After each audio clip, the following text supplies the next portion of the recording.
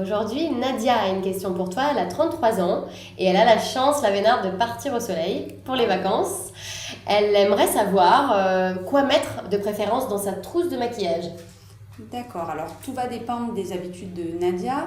On a des indispensables, les premiers étant le mascara et le gloss. Mais le mascara, excuse-moi de te couper, mais ça coule dans l'eau.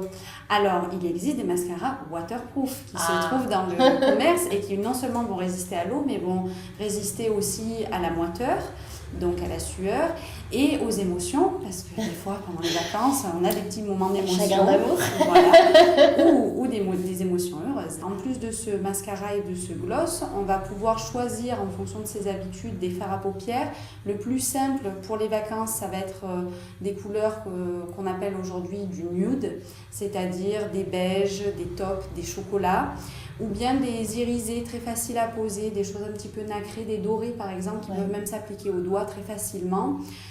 Donc une petite palette de 3-4 fards avec le miroir intégré, ça va permettre d'avoir un petit coin pour se regarder, ou qu'on soit même dans le bus.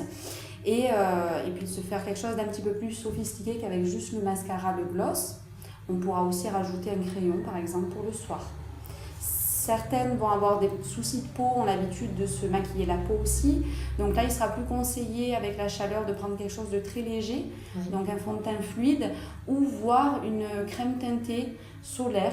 Ça existe aussi. Donc là, on aura une protection solaire, notamment si on a des imperfections, ça va éviter de garder des cicatrices. Donc la crème solaire va remplacer le fond de teint finalement. C'est ça, elle sera teintée, ça sera plus léger et ça va permettre d'avoir quelque chose aussi d'un peu plus soigné. L'été, justement, il fait très chaud, le maquillage a du mal à tenir. Est-ce qu'on a des petites astuces pour Alors oui, faire pour tenir faire tenir un maquillage, ce qui est indispensable, c'est les poudres libres. Ça s'applique généralement à la houppette quand on veut bien matifier, donc c'est une petite éponge en velours. Ce qui peut être bien, c'est d'imprégner sa houppette le matin d'un petit peu de poudre, la glisser dans un petit sachet de congélation ou quelque chose d'hermétique, dans le sac à main. Comme ça, dans la journée, si on a un coup de chaud, on revient tapoter sur les zones qui ont tendance à briller, ça va matifier davantage.